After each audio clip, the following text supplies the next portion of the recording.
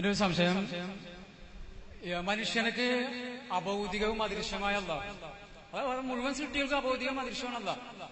അതുപോലെ മനുഷ്യനെ നമുക്ക് മനുഷ്യരുടെ ഇടയിലാണല്ലോ ജീവിക്കുന്നത്. അപ്പൊ മനുഷ്യനക്ക് അദൃശ്യവും അഭൗതികമാണ് അല്ലാഹ്. ഈ അല്ലാഹുവിനോട് അവന്റെ കഴിവിൽപ്പെട്ട ഒരു കാര്യം ചോദിച്ചാൽ അത് പ്രാർത്ഥന. ഇതുപോലെ മനുഷ്യനെ സംബന്ധിച്ച് ജിന്ന് അഭൗതികവുമാണ് അദൃശ്യവുമാണ്. ഈ ജിന്നിനോട് സഹായം ചോദിക്കുന്ന എല്ലാ സഹായത്തോടും പ്രാർത്ഥന അല്ല, അതിൽ പ്രാർത്ഥന ആകാത്തതുണ്ട് എന്ന് പറയുന്നു. ഇത് രണ്ടിന്റെ ഇടയിലുള്ളൊരു വേർതിരിവ്, അള്ളാഹുവിനോട് ചോദിച്ചാല് അത് പ്രാർത്ഥനയും ജിന്നിനോട് ചോദിച്ചാൽ അത് പ്രാർത്ഥന അല്ല. രണ്ടും മനുഷ്യനെ സംബന്ധിച്ച് എന്താണ്? അഭൗതികവും അദൃശ്യവുമാണ്.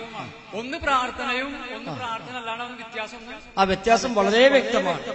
അള്ളാഹു അദൃശ്യനായത് ഏത് അർത്ഥത്തിലാണോ ആ അർത്ഥത്തിൽ ജിന്ന് അദൃശ്യമേ അല്ല. കാരണം അദൃശ്യമായ കാഴ്ച അള്ളാഹുവിന് മാത്രം, അദൃശ്യമായ കേൾവി അള്ളാഹുവിന് മാത്രം, അദൃശ്യമായ കഴിവ് അള്ളാഹുവിന് മാത്രം, അദൃശ്യമായ സഹായം റബ്ബിൽ നിന്ന് മാത്രം, അദൃശ്യമായ ദോഷം റബ്ബിൽ നിന്ന് മാത്രം. എന്നാൽ ജിന്നുകൾ നമ്മളെ കാണുന്നു, ആ കാഴ്ച നമ്മെ സംബന്ധിച്ച് അദൃശ്യമാണെങ്കിലും അള്ളാഹിനെപ്പോലെ കാഴ്ച നമ്മൾ പറയോ? ഇല്ല. അദൃശ്യമല്ലേ കാഴ്ച? അള്ളാഹിന്റെ കാഴ്ച അദൃശ്യം, ജിന്നിന്റെ കാഴ്ച അദൃശ്യം. അപ്പൊ അള്ളും ജിന്നും ഒന്നായില്ലേ എന്ന് പറയോ? പറയില്ല. ജിന്നുകൾ നമ്മുടെ ശബ്ദം കേൾക്കുന്നു, അത് നമുക്ക് അദൃശ്യമല്ലേ? ആണ്. അദൃശ്യമായി കേൾക്കാൻ അള്ളാഹ്ക്കല്ലേ കഴിയുള്ളൂ? അതെ.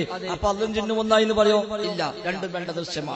ജിന്നുകൾ പലരെയും സഹായിക്കുന്നു, പലരെയും ഉപദ്രവിക്കുന്നു. അത് അദൃശ്യമല്ലേ? ആണ്.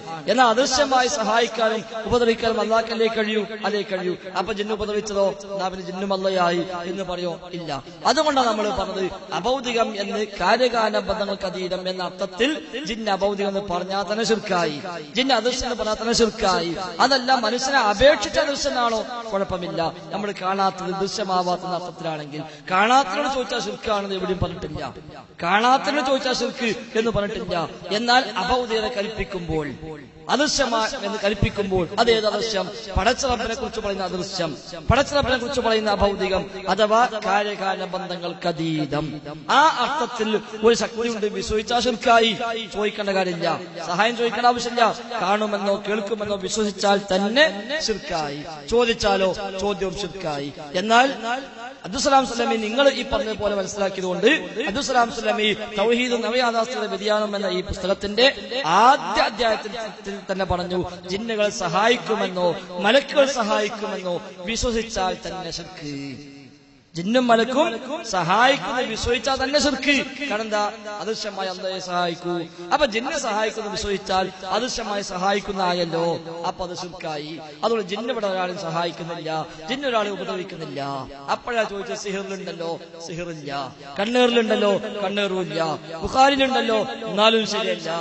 സ്വഹീഹാണല്ലോ, അല്ല സ്വഹീഹല്ല. ഒരുപാട് ഹദീസ് ഉണ്ടല്ലോ, എല്ലാം കൊണ്ടുപോവാ, ഞാൻ വൈഫാക്കി തരാം. അങ്ങനെ കൊണ്ടുപോയി കൊടുത്തു 60 മൂപ്പര് 60 ഹദീസ് വൈഫാക്കി തന്നു. അതെന്തുകൊണ്ട്? ഈ പറഞ്ഞ വിശ്വാസം സ്വീകരിച്ചതുകൊണ്ട്. അപ്പൊ അത് ശരിയല്ല. രണ്ട് അദൃശ്യവും രണ്ടർത്ഥത്തിലാണ്. അതുകൊണ്ട് പ്രാർത്ഥന വരുന്ന അദൃശ്യം എന്ന് പറഞ്ഞാൽ കാര്യകാല ബന്ധങ്ങൾക്ക് അതീതം. ആ അർത്ഥത്തിൽ ജിന്ന് കാര്യകാല ബന്ധങ്ങൾക്ക് അതീതമല്ല. ജിന്ന് അവരുടെ കാര്യകാല ബന്ധങ്ങൾക്കുള്ളിലാണ് പ്രവർത്തിക്കുന്നത്. അത് വിശ്വസിച്ചാൽ ശിർക്കല്ലെങ്കിൽ, അവരെ പേടിച്ചാൽ ശിർക്കല്ലെങ്കിൽ അവരുടെ ചോദ്യത്തിലും ഈ പറഞ്ഞ വ്യത്യാസമുണ്ട്. വിശ്വാസം അനുസരിച്ച് ശിർക്കാകുന്നതും അല്ലാത്തതുമുണ്ട് എന്ന്